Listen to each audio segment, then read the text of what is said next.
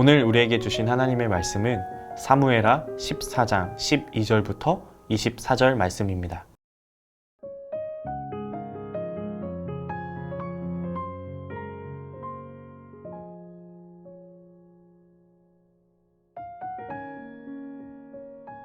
우리는 필경 죽으리니 땅에 쏟아진 물을 다시 담지 못할 같을 것이오나 하나님은 생명을 빼앗지 아니하시고 방책을 베푸사 내쫓긴 자가 하나님께 버린 자가 되지 아니하게 하시나이다.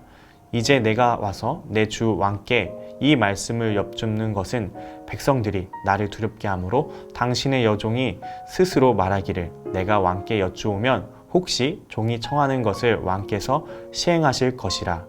왕께서 들으시고 나와 내 아들을 함께 하나님의 기업에서 끊을 자의 손으로부터 주의 종을 구원하시리라 함이니이다. 당신의 여종이 또 스스로 말하기를 내 주 왕의 말씀이 나의 위로가 되기를 원한다 하였사오니 이는 내 주 왕께서 하나님의 사자같이 선과 악을 분간하심이니이다. 원하건대 왕의 하나님 야훼께서 왕과 같이 계시옵소서. 왕이 그 여인에게 대답하여 이르되 바라노니 내가 내게 묻는 것을 내게 숨기지 말라. 여인이 이르되 내 주 왕은 말씀하옵소서.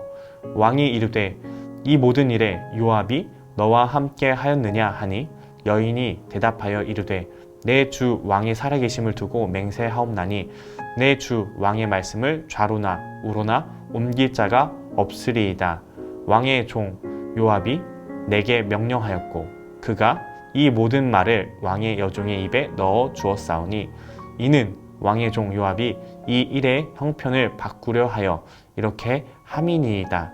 내 주 왕의 지혜는 하나님의 사자의 지혜와 같아서 땅에 있는 일을 다 아시나이다 하니라. 왕이 요압에게 이르되 내가 이 일을 허락하였으니 가서 청년 압살롬을 데려오라 하니라. 요압이 땅에 엎드려 절하고 왕을 위하여 복을 빌고 요압이 이르되 내 주 왕이여 종의 구함을 왕이 허락하시니 종이 왕 앞에서 은혜 입은 줄을 오늘 아나이다 하고 요압이 일어나 그 술로 가서 압살롬을 데리고 예루살렘으로 오니 왕이 이르되 그를 그의 집으로 물러가게 하여 내 얼굴을 볼 수 없게 하라 하매 압살롬이 자기 집으로 돌아가고 왕의 얼굴을 보지 못하니라. 아멘.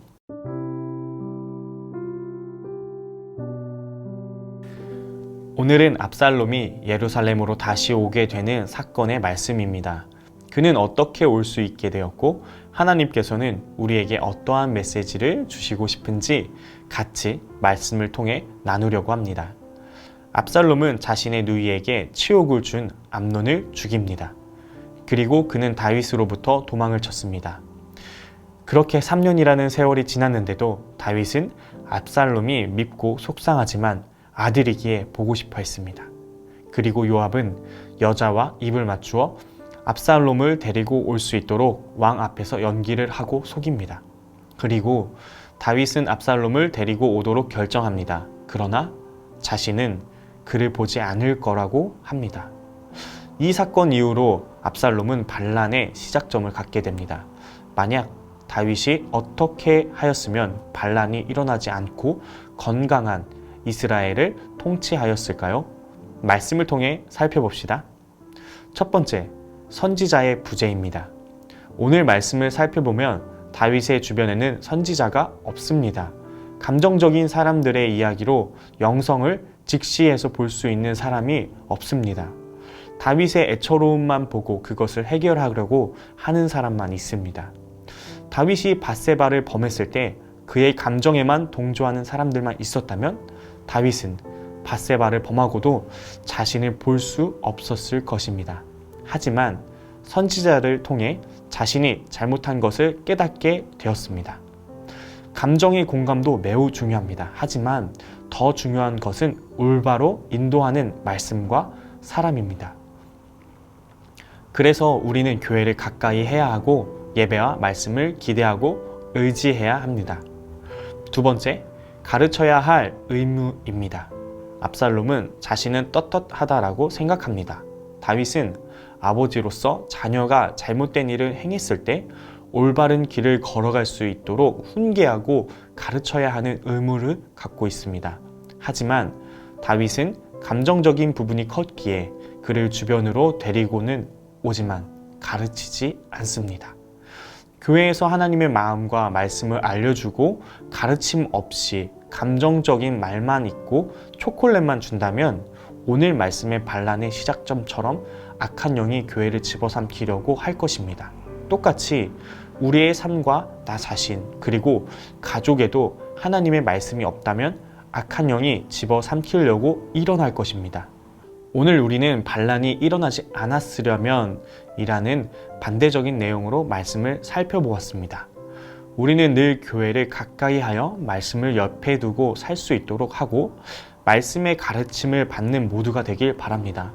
감정만 자극하고 긁어주는 이야기가 아닌 공감과 나를 바르게 인도해 주실 하나님을 오늘도 의지하여 더 행복한 하루가 되길 진심으로 바랍니다.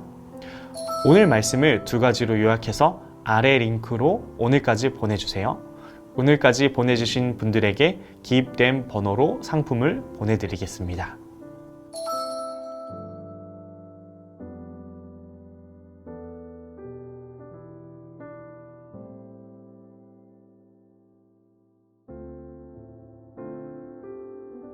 기도하겠습니다. 살아계신 하나님, 우리는 연약합니다. 그래서 위로를 받고 싶습니다. 하지만 위로만 받으면 우리는 발전이 없다는 것을 압니다. 그러니 하나님의 위로뿐만이 아니라 우리를 하나님의 말씀으로 가르쳐 주셔서 오늘 더 나은 하루를 살 수 있도록 알려주시고 도와주시옵소서. 그리고 주변에 공감만 하는 사람들로 가득하지 않고 같이 기도하고 하나님을 향해 걸어갈 수 있도록 도와주는 동역자들도 함께 붙여주시옵소서. 예수님의 이름으로 기도드립니다. 아멘.